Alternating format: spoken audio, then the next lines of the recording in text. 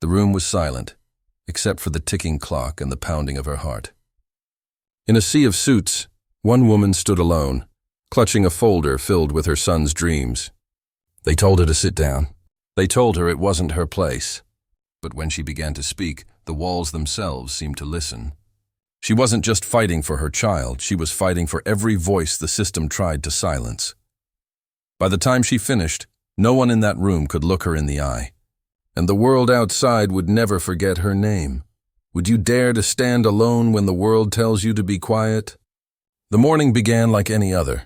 Gray clouds stretching across a quiet town that had forgotten how to listen. The wind carried whispers of yesterday's rain, brushing past old brick houses and silent porches. Somewhere near the edge of town, in a small apartment that always smelled of coffee and determination, Angela Moore pressed a wrinkled school uniform and laid it across her son's bed. "Ma, you don't have to iron it every day," her son, Caleb, had said the night before, laughing. He was 10, too smart for his own good, too soft-hearted for a world that kept testing him. Angela had smiled then, the kind of smile that tried to hide exhaustion. "I want you looking sharp," she'd said. "Sharp like your mind." This morning, though, her hands trembled as she folded the shirt. She wasn't nervous for herself. She'd faced hard days before. But this one felt different. This one felt like it mattered in a way none had before. Caleb's school, Jefferson Elementary, had always prided itself on its standards. Neat hallways, silent lines, polite smiles. But over the past months, Angela had learned what those standards really meant. Her son's grades had begun to slip not because he didn't try, but because he was being punished for asking questions. It started with detentions for talking too much. Then came the notes. He was disruptive, difficult, unfocused, but Angela knew her boy. Caleb was curious, not careless. Brave, not bad. The last straw came when she found him sitting on the steps outside the principal's office, his backpack unzipped, eyes red. "What happened, baby?" she had asked. He'd only whispered, "They said my ideas don't fit here." That night, Angela didn't sleep. She reread every school notice, every policy, every report card scribbled in cold, dismissive handwriting. She saw patterns, bias disguised as procedure, and she saw silence. The kind of silence that smothers children before they ever get the chance to bloom. So when the letter came, the one summoning her to the school board hearing about her complaints, she didn't flinch. She folded it neatly, placed it in a folder along with every paper, every photograph, every word they had written about her son, and told herself, this time, they will listen. The day of the hearing, the rain had stopped. But the air still carried that metallic smell of tension. Angela dressed in her best, navy blue blazer, pressed slacks, hair tied back neatly. She didn't want them to say she looked emotional or unprofessional. She had learned long ago that women like her, black women who spoke too clearly, too firmly, were often called angry when they were simply being heard. Caleb hugged her before she left. "You'll win, Ma," he said, his small hands gripping hers tightly. She kissed his forehead, whispering, "We don't fight to win, baby. We fight to be seen." The school board building sat in the center of town like a monument to power. Columns, marble floors, portraits of smiling superintendents who all looked the same. Inside, the air felt colder, not from the temperature but from the stairs. When Angela entered the room, the eyes of 8 board members followed her like searchlights. Some looked curious, others dismissive. At the far end of the table sat Mr. Dalton, the superintendent, gray suit, practiced smile, voice polished by years of public speaking. He didn't rise when she entered. He only nodded and said, "Mrs. Moore, please take a seat." Angela sat, her folder resting on the table like armor. Around her, the room buzzed with polite murmurs. A reporter from the local paper scribbled in her notepad. A few teachers whispered from the back.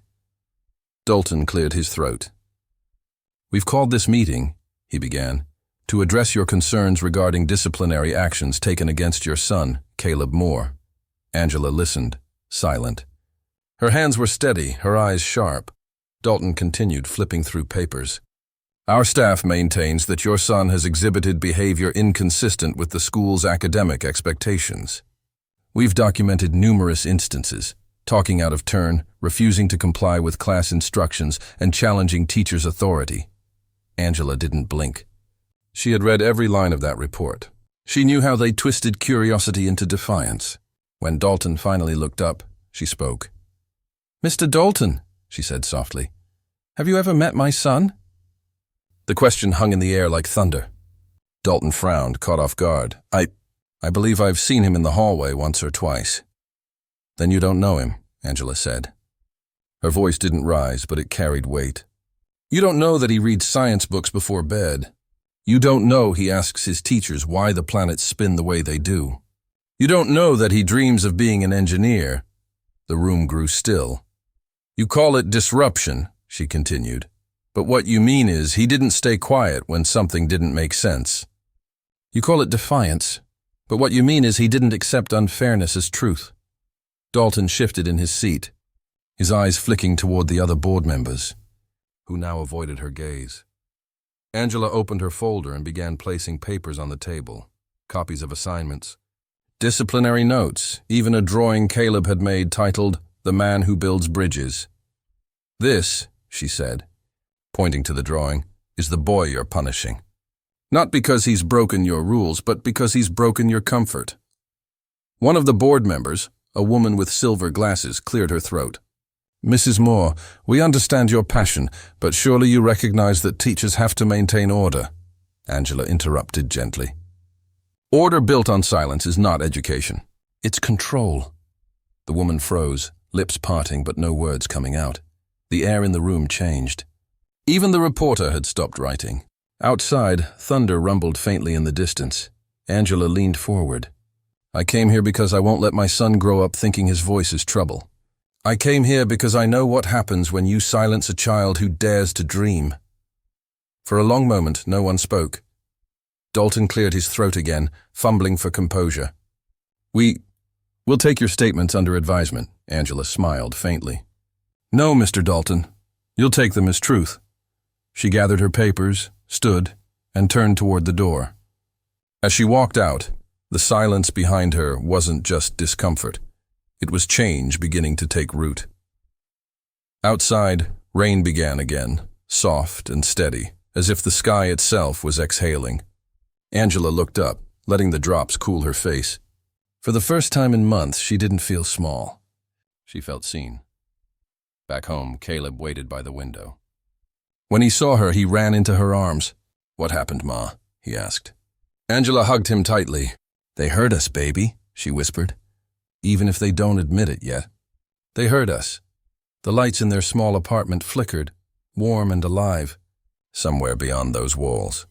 Whispers of her words began to travel, through teachers, parents, and neighbors who'd once been too afraid to speak. By the next morning, a local blog had posted an article. A mother's stand, the woman who faced the school board alone. But for Angela, it wasn't about headlines. It was about every child who sat quietly in classrooms, wondering if their voice mattered. And that, she thought, was worth every moment she stood alone. The story didn't end at that meeting. It began there. By the next morning, Angela's phone buzzed with messages, some from other parents she'd met in passing, others from numbers she didn't recognize. "You said what we've all been afraid to say. My daughter's been having the same issues. Thank you for speaking up." The local blog's article had spread faster than anyone expected. By noon, it had been shared hundreds of times, on Facebook groups, neighborhood pages, even the local news. The title read, "When a Mother Refused to Stay Silent." Beneath it, a photo of Angela, standing outside the board building, folder in hand, eyes steady, looked almost iconic, but with the attention came consequences. When she picked Caleb up from school that afternoon, the stares began. Teachers who once smiled now nodded stiffly. Other parents whispered behind coffee cups at pickup time. Even Caleb's classmates seemed to treat him differently, half in awe, half in fear. That night he asked quietly, "Did I do something wrong, Ma?" Angela's chest tightened. "No, baby," she said. "You did everything right. Sometimes telling the truth makes people uncomfortable, but that doesn't make it wrong. She smiled for him, but when he went to bed, the weight returned. Because she knew the next part would be harder. The next week, Angela was called in for a follow-up discussion. The email was polite, but cold. "We wish to continue the dialogue regarding your recent concerns." She knew what that meant. Damage control. When she entered the school office, Principal Harris was waiting. He looked uneasy, papers scattered across his desk. "Mrs. Moore," he said, forcing a smile, "we're all feeling a bit of tension lately. I think we can find a solution that benefits everyone." Angela stayed quiet. He continued, "Caleb is a bright boy, but perhaps the environment here isn't the best fit for his energy. Maybe a transfer would help him flourish." There it was, the polite exile. "The unspoken move your child so we can go back to normal." Angela folded her arms. "So instead of fixing the problem, you want to move it somewhere else?" Harris sighed. "It's not that simple. The staff feels your public comments have created unnecessary negativity." She leaned forward, eyes sharp. "Unnecessary negativity? You mean accountability?" His jaw tightened. "I'm just asking you to consider what's best for Caleb." Angela stood. "What's best for him is a school that doesn't punish curiosity. You're supposed to educate him, not erase him." She turned to leave, her heels echoing down the hall like drumbeats of defiance. Behind her, Harris muttered something under his breath. She didn't catch it, but the tone said enough. Over the next few days, the tension in town thickened. Anonymous comments flooded the blog post. "She's just playing the race card. Maybe her kid really is disruptive. Some people just love attention, but for every cruel remark, there were 10 voices rising in support." Other black parents began sharing their stories, disciplinary actions that didn't make sense, teachers who labeled their children aggressive, opportunities quietly taken away. A quiet rebellion was forming, and Angela had become its reluctant leader. She started getting calls from local journalists, even an education podcast that wanted to interview her, but she refused them all. "This isn't about fame," she told one reporter. "It's about fairness." Still, the more she tried to stay grounded, the more the world pulled her into the spotlight. At night, she'd sit by her kitchen window, light spilling onto stacks of papers, school reports, emails, notes from parents. Sometimes she wondered if she'd gone too far, but then she'd hear Caleb laughing softly in his room, reading aloud from one of his science books, and she'd know she hadn't. A week later, a letter arrived. Subject: request for meeting. Disciplinary Review Committee. They wanted her to appear again, only this time not as a parent but as a subject of inquiry. Her heart sank. They were turning the fight against her. At the next hearing, the tone was icy. Gone were the polite introductions, the surface smiles. Mr. Dalton sat at the head of the table, flanked by lawyers and note-takers.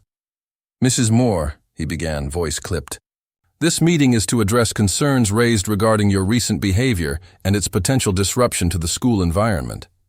Angela raised an eyebrow. "My behavior?" He nodded.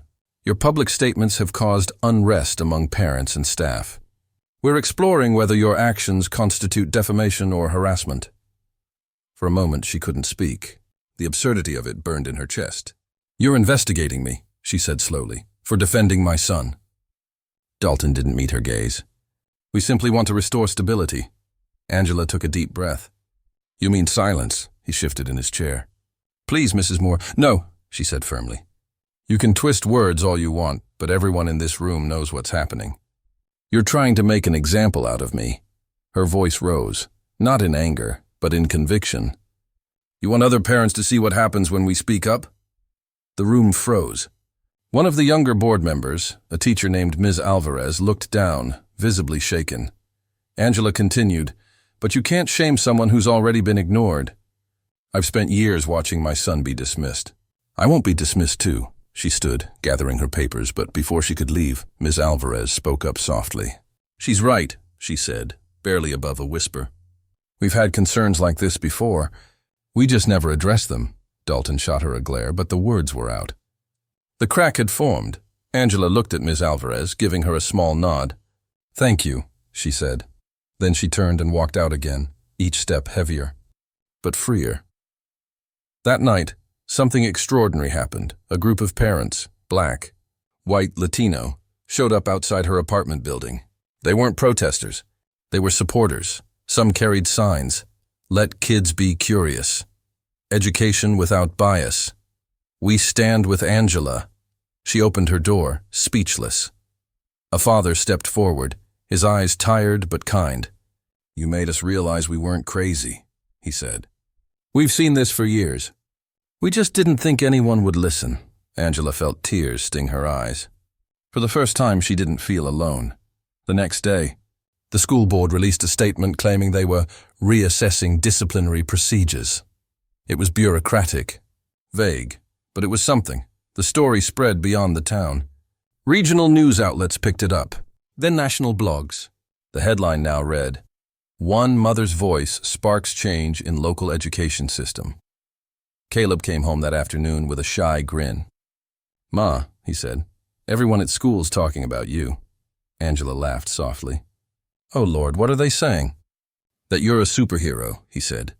"They said you fought the system." She smiled, brushing his curls from his forehead. "No, baby. I just told the truth loud enough that they couldn't pretend not to hear. But change always comes with a cost." Angela's job at the local library, her quiet refuge, became tense. The head librarian pulled her aside. "Angela, I'm proud of what you're doing, but the board members, they're on the city council. They're putting pressure on us." Angela nodded slowly. "You're saying I might lose my job." The woman's face fell. "I'm sorry." That night, Angela sat at her kitchen table again, staring at the bills, the uncertainty, the fear. Was it worth it? Had she endangered everything for a fight she couldn't win? Then she heard a knock on the door. It was Ms. Alvarez, the teacher from the hearing. "I had to come," she said. "You were right. I've seen what happens to kids like Caleb, and I can't stay silent anymore." From her bag, she pulled out a thick folder. "These are records, disciplinary data. It shows the patterns. It proves everything you said." Angela's breath caught. "You're risking your job." Ms. Alvarez smiled faintly. "Some things are worth risking." Angela took the folder, her hands trembling. Inside were spreadsheets, emails, and memos, all revealing the quiet bias buried in the system. For the first time, she had proof. And proof, she knew, was power. As word of the data spread, the school board found itself cornered. Journalists demanded answers. Parents demanded reform. Mr. Dalton tried to maintain control, issuing polished statements about diversity initiatives and new training programs. But behind the mask, his empire was cracking. And Angela? She didn't gloat. She simply watched, calm and steady, as the world around her finally began to listen. Yet even in victory, there was sadness. Because it had taken so much, for her, for Caleb, for every mother who'd been silenced. On a quiet Sunday evening, as the sun sank low, Angela stood by her window again. The town outside looked the same, but she wasn't. She'd learned that sometimes change doesn't come from power. It comes from persistence, from one voice that refuses to fade. And as the last rays of light touched her face, she whispered softly, "We're just getting started." The town of Easton Heights had never seen a meeting like this one. By the time Angela arrived at the special board assembly, the parking lot was overflowing. News vans, flashing cameras, angry parents holding signs. The quiet suburb had turned into a protest zone. A reporter called out, "Angela, is it true the board's hiding disciplinary data?" She said nothing. Her silence was louder than any answer. She clutched her folder, the one Ms. Alvarez had given her. Inside was the truth, printed in black and white. The proof they thought she'd never find. As she stepped inside, the crowd parted. Eyes followed her every move. The single mother who'd taken on the system was now walking straight into its core. The meeting room was buzzing with tension. At the front, Mr. Dalton sat flanked by the superintendent and legal advisors. His face was calm, but his eyes betrayed something else, fear. "Mrs. Moore," he said, forcing a smile as she entered. "Thank you for joining us. I trust we can keep things civil this time." Angela didn't reply. She placed her folder on the table and said quietly, "Let's talk about the truth." The crowd hushed, She pulled out the first page. According to your own records, black students at Easton Heights Elementary receive 3 times more suspensions than white students for the same behaviors. Dalton's jaw tightened. Those numbers are taken out of context. Angela flipped another page. Really? Because this one shows disciplinary actions from the past 5 years. 98% of those suspensions were approved by you. Gasps filled the room. Dalton stammered. That's not accurate. Angela raised her voice. Then explain this email. She held up a printed message, highlighted in yellow. Let's avoid escalation. Mrs. Moore has become quite vocal. We don't need another incident. Dalton froze. The superintendent's eyes darted nervously toward the cameras. Angela took a deep breath and continued, her voice steady but fierce. You tried to silence me, Mr. Dalton. You told teachers to mark my son as disruptive because I refused to stay quiet. But you forgot one thing. She looked directly into the camera lens, her expression unwavering. You can't erase us anymore. That was the CTR moment, the emotional punch that hooks the viewer. It wasn't just dialogue. It was defiance. It told every parent watching, don't look away now. The truth is about to break wide open. The room erupted into chaos. Parents shouted. Reporters scribbled. Dalton slammed his hand on the table. This is outrageous. You can't accuse us of racism without evidence. Angela calmly slid the last sheet across the table. It was a spreadsheet, cold, numerical, undeniable. Here's your evidence, she said. Your system punished our children for speaking up. You built your peace on our silence. A young father in the back of the room stood up and clapped once. Then another followed, then another. Within seconds, the room thundered with applause. Dalton looked pale. Meeting adjourned, he barked. This discussion is over. But no one moved. Because this time, the meeting didn't belong to him. It belonged to her. As reporters swarmed her outside, Angela felt the rush of flashbulbs and shouts. How does it feel to expose the system? One called. Are you afraid of retaliation? Another asked. Angela paused, looked straight into the nearest camera and said, I'm not afraid. Fear is how they kept us quiet, but not anymore. This fight isn't just mine. It's every parent's who's ever been ignored. The clip went viral overnight. Within hours, hashtags began trending. Stand with Angela. Let kids be curious. Justice in education. People from across the country started sharing their own stories. Mothers, fathers, students.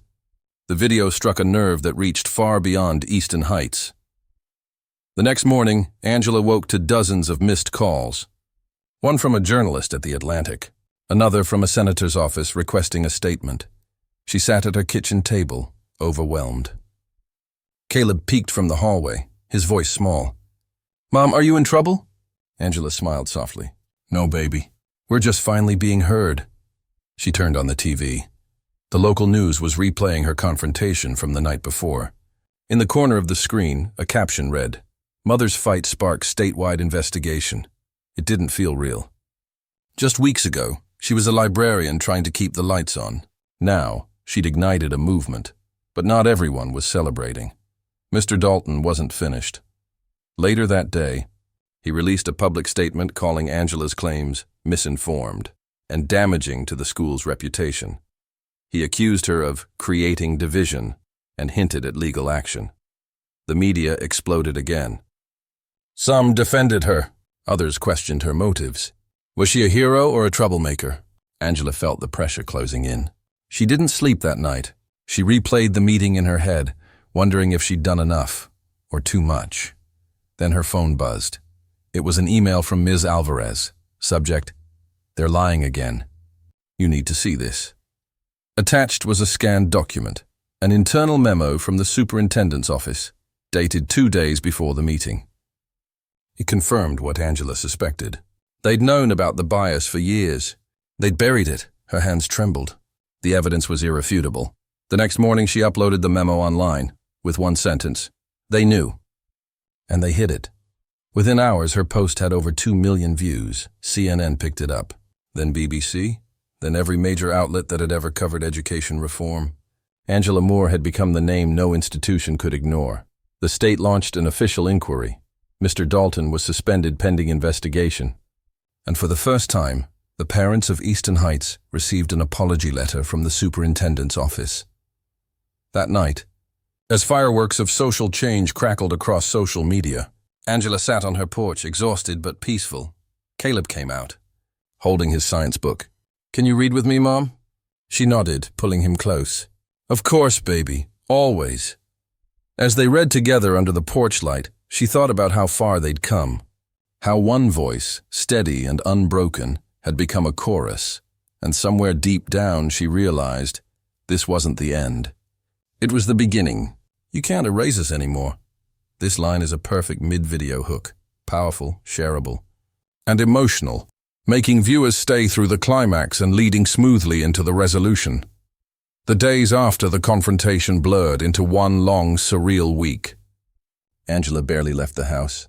The phone rang constantly, her email inbox flooded with messages, some from supporters, others filled with venom, but the truth had been spoken, and once truth breathes, it doesn't die quietly. News stations replayed her words on a loop.